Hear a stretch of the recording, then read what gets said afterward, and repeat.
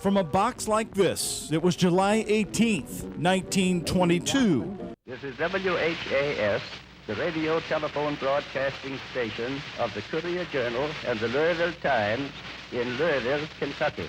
That scratchy statement marked the beginning of an era. At 50,000 watts, it would become a mini network all of its own. WHAS heard around the country. The original license was signed by Herbert Hoover, and portable radios were spread around eastern Kentucky by the original owners, so everyone could have access to WHAS. The broadcast would go on to lure a young man from Cleveland in April of 1946. On the banks of the mighty Ohio River, give me a call, folks. And we would go on like that. That famous voice Kentuckians would come to know by heart was Milton Metz. He joined in 2 decades into the operation, but remembered special features that set the station apart early on. At the beginning, way before my time, in the early 20s, they disdained the idea of selling commercials. They were against it, and they were on the record of writing to Washington saying, the last thing we want to do is sell commercials.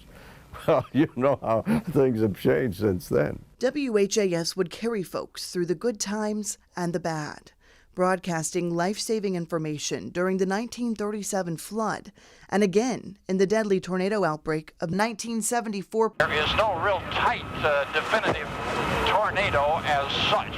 It's still turning in a large... Yes, there's one now. In 1985, a storm swept across Jefferson County, sending the station tower crashing to the ground. The engineers made a makeshift tower just trying to get by.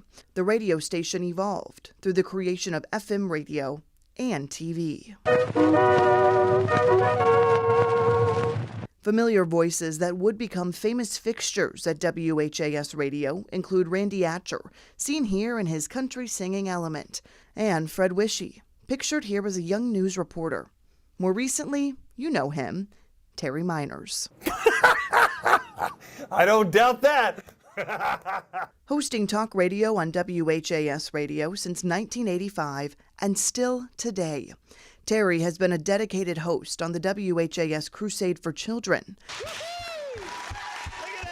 a special partnership between WHAS Radio and WHAS TV for almost 7 decades. You know, we have a lot of fun on here, a lot of laughs, but when it comes to the Crusade for Children, that's all serious business.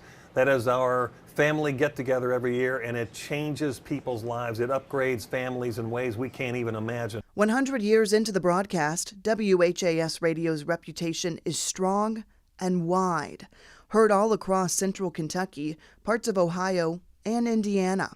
A broadcasting legend with deep roots all across the Ohio Valley.